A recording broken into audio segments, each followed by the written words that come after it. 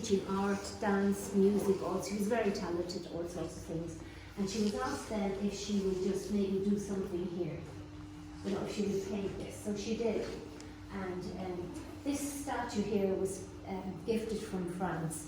And it's very bland looking, you know, because normally you would have these vibrant reds, but vibrant reds were very, very expensive in those days. Yeah? So she has actually the colour of the French flag here as well. And you can see all the stencils. This is what she did. She did a beautiful job. So now, then of course, they asked her maybe she might do more, you know. So this was the start. She started here, and you can see it's kind of a little bit, you know, not as vibrant as up here.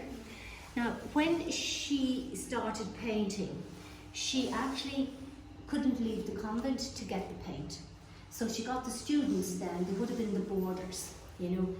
She wrote a list, and each colour she wrote which way it should be mixed.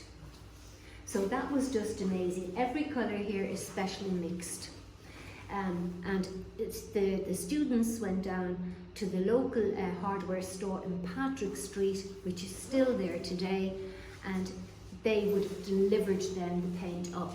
So I'm sure that they were probably delighted, because I'm sure there were colours that they would never have had, you know, and then they were making a lot of money because, you know, it was a great financial help for them as well, financially.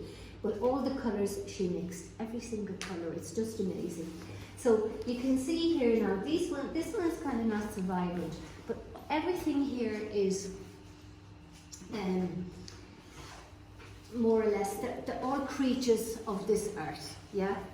And here we have these guys here, look, and look at their faces. You see, they're smiling literally. So she has a kind of a sense of humour, you know, and all these little dots, do you see all the little gold dots? Yes. Now, the students asked if they could help, and she was probably thinking, now what can you do? So she said, yes, you can come in and you can put all little gold dots, and you see they're all different sizes, you know, they're all different. So that was their job. All right. This, and this gold colour, by the way, people say, oh, was that a gold leaf? No, that's mixed. Everything is mixed, yeah. So now, if we go over here, this guy you'll find in the Book of Kells, because she lived on Grafton Street, they would have been in and out, you know. So this fella here is from the Book of Kells. Here we have one of the monks from the Book of Kells, and he's supposedly doing his art. And they all had big long beards in those days. So you can see, look, the way it goes down here. So it's kind of pushing it out of the way. So he would have had it and probably rolled it around or made it flat or whatever and threw it over his shoulder because it couldn't go into the paint. And here we have, you see, the legs are different colours and so on. Yeah. And over there, we have a similar one. But you see, he looks as though he's got two left feet. If you look at his. You know, so this is her kind of her sense of humour, really. This is the cross that would have been carried in at the. It was 1936 in the Phoenix Park. It was the first big religious ceremony then. And you can see all the creatures. If you're here, you have to be here for a long time to look. Look at these guys here. You see them? All these little dragons and, you know, amazing work. So how did she move up?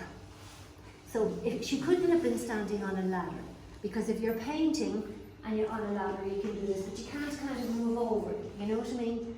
So she obviously had scaffolding here, but she did have scaffolding. And as she moved up with her art, she would have been standing on the scaffolding till she got to the very top. So she was literally lying on her back on the scaffolding to do this part of the ceiling. Now, she wasn't in the best of health at this stage because the paint in those days had a lot of lead in it. So she was breathing in this lead for 16 years. And not alone that then, there wasn't any light, there was no electricity in here.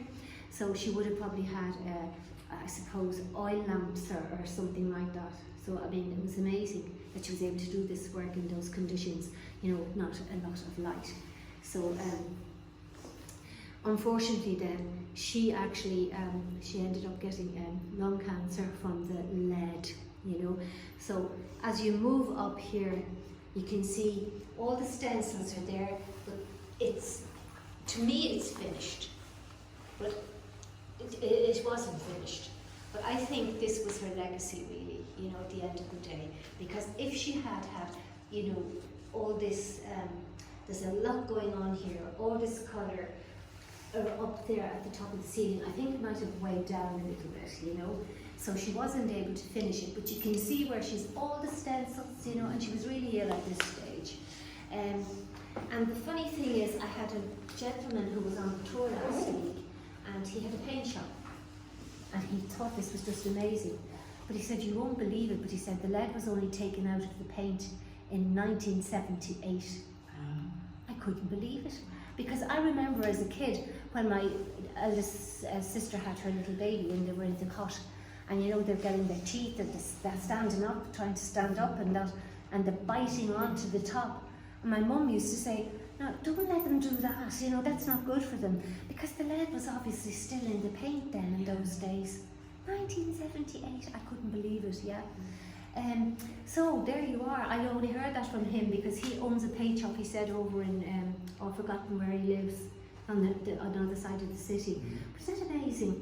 Yeah. So now you can see here these kingfishers. So I feel, this is just my opinion of this. Here we have, you know, there's a lot going on in the world. We have the First World War, and these kingfishers look quite angry. And as you get up, then there's kind of peace, you know. And if you get to the top here, then I feel, well, she was finishing off her work, and this is it, and she's gone up to heaven. That's just the way I feel about it, you know. Yeah. She's gone up because, you know, this would have been too heavy. You couldn't say she's gone up, because how do you get through all that, you know what I mean, all this that was going on, yeah. So, yeah. Now, she got, as I said about this window here, Harry Clark's studio. He was very ill, so he couldn't do them. But this is exactly, she said exactly, and she painted exactly what she wanted. She couldn't do this stained glass. Her father was able to do that, but she was doing all this sort of Celtic art. What was her father's name again? Lynch, Thomas Lynch. Thomas Lynch, yeah. So this is a memory here of her cousin Sean Glenville, this window, and family, London, the 25th of March 1920. So she commissioned this from Harry Clark Studios, and he was the one who actually financed all this, you know, because like the nuns didn't have any money, so there was no way that she would have been able to finish it otherwise. And over here, this one here, this is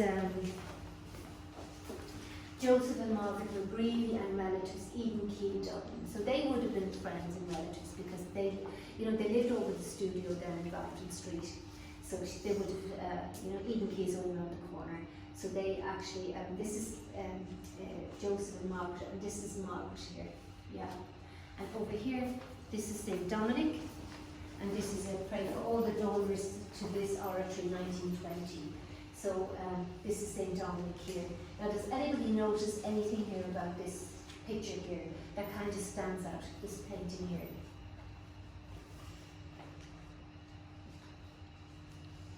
Have a good look now here. It's the red shoes. So this is her sense of humour. Yeah. Mary is always in her bare feet. Yeah. You never see Mary with this is what you can buy in the stores today. You know, so this is her sense of humour. I mean, of course, like, you know, these are the slippers more or less that you can get down there, Christmas ones or whatever, you know. So over here now, this is the Holy Family. So this is Thomas Lynch and family, Grafton Street, Dublin, yeah. So here we have Joseph, Mary and the child. So this is her family, right? This is what she commissioned from Harry Clark Studios. So here we have Joseph, he's the carpenter. And there you have the tools, and then Mary is weaving, and there's the tunic. So is there, and here we have the child. So this is her father, mother, and herself. So is there any? She was known as Lily by her family. So is there anything there in this that signifies that? The flowers on the dress? No, the lily. On the father. Yeah, the lily. So the lily. So this is her family. You know, so she had a great imagination, a great kind of, you know, like, well, this is the Holy Family. Not that she's saying she's the Holy Family, but this is her father here and this is the lily here. So that signifies her family. There was only 3 of them. Yeah. Red shoe again. Yes, exactly. Yeah, Yeah. well done. Yeah, there you go. So you see, it's just the sense of humour. Yeah. Now, these 2 here, these are not from Harry Clark's studio. These were, they were actually, but then before it was all encased, some Yabos got here and they broke those 2. Yeah. So then they got another artist to do this, and these are the faces of his 2 daughters, and these are 2 angels. So he did a good job. It's absolutely gorgeous, really lovely work, you know. So now, the floor itself, this was just a concrete floor here. So there was another nun, and she actually